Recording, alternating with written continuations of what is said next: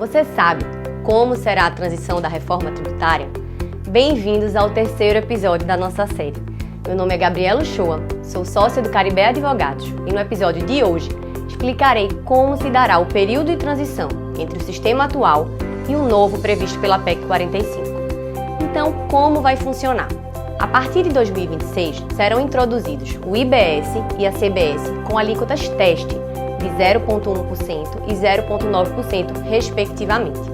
Esses valores de CBS e IBS serão compensados com os débitos de PIS e COFINS, de modo que, em tese, não haveria impacto na carga tributária. Caso o contribuinte não possua débitos de PIS e COFINS, poderá compensar com qualquer outro tributo federal e, em último caso, receber ressarcimento em até 60 dias. É inevitável pensar que essa última previsão é muito otimista com a eficiência da máquina pública e, sem dúvidas, distancia-se da realidade.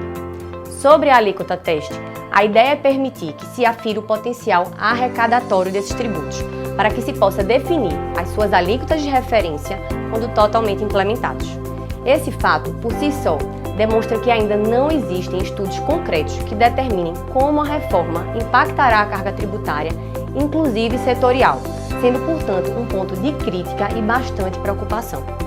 Voltando à transição, em 2027 haverá a extinção do PIS e da COFINS, e a CBS passará a ser cobrada com sua alíquota padrão. O IBS continuará a ser cobrado com alíquota de 0,1%.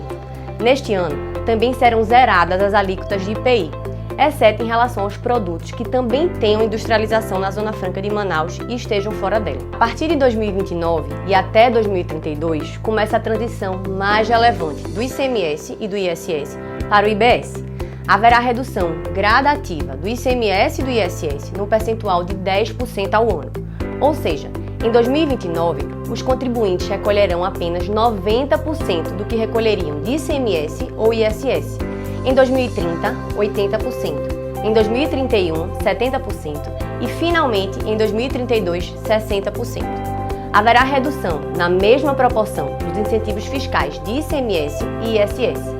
Em 2033, a transição é concluída, com a extinção do IPI, do ICMS e do ISS, e com a cobrança da alíquota padrão, tanto da CBS como do IBS. Em contrapartida à redução dos incentivos fiscais durante a transição, a PEC prevê a criação do Fundo de Compensação de Incentivos Fiscais de ICMS.